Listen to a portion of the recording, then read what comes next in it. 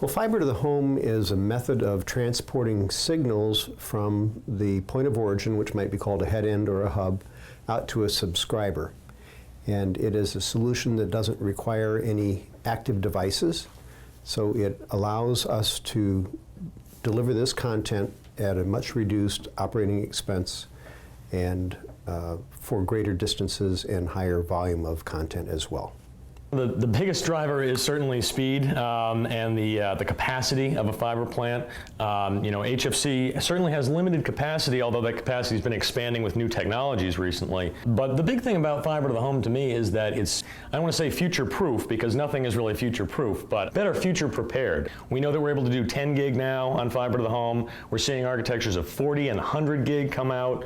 Upstream is looking like it's headed towards 10 gig as well. So I think from a capacity standpoint, it has really significant legs. So the drivers for fiber to the home are primarily bandwidth and operating expenses. So if you look at the way fiber can be transported over very large distances, it does not require any amplification generally to get to the service area. And that means the reduction of a lot of active devices that require maintenance and that also consume a lot of power. So from an operating environment, it's much less costly to operate, and it delivers much, much higher bandwidth than you have with the traditional alternatives.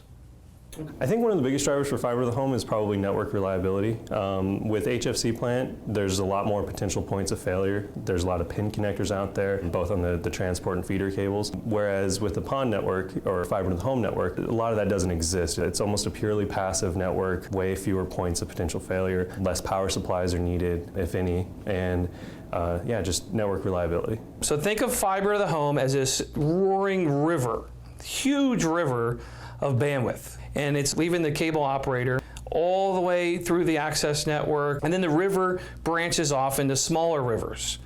So we take this huge optical signal, this big river, we hit a splitter, and we break off into little tiny rivers. Still rivers, not streams, because it has tons of bandwidth potential. And each one of those rivers will connect to little tiny huts, if you will, or houses.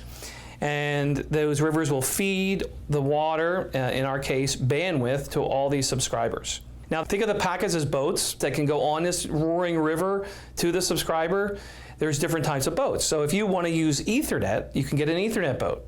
And then you can use that to travel over the river, go down, be split off, and those Ethernet packets can arrive at different subscribers' locations. If you prefer, you want to use asynchronous transfer mode or ATM, that's an option. Maybe a GPON solution, a gigabit passive optical network. That's another way of doing fiber to the home. T1, E1, Sonnet. You can have different types of boats. So what we're saying here is you have more opportunity for different packets, and these different packets can carry the data. And then the same in the upstream. The subscriber can use their smaller river and travel back up the river, and all those boats will then connect to the large raging river that will feed back into the cable operator. Now the nice thing about this river is we can change the endpoints of the river. So for instance, all of a sudden 40 gigabit per second Ethernet comes down the road.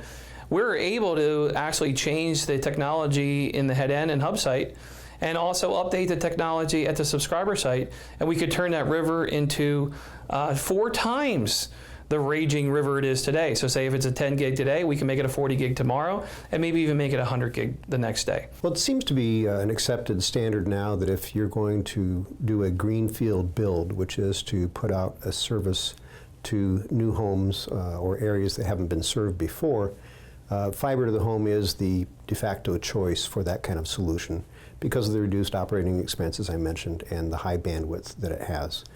DOCSIS 3.1, because it relies on existing infrastructure, seems to be the default for brownfield deployments.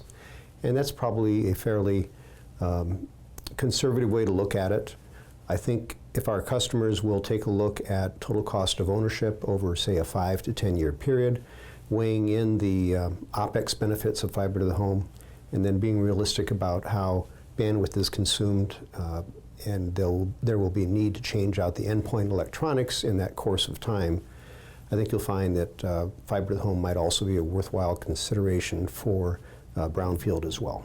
From a standpoint of the personnel at a cable company, the field technicians will be the most impacted. Splicing fiber is just a completely different animal from dealing with hardline coax or anything like that.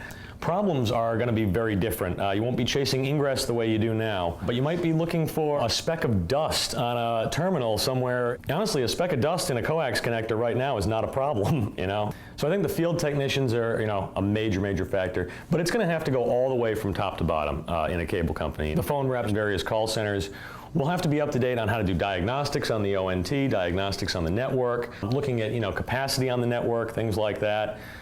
So really everyone in the company is going to have to become familiar with it from one side or another.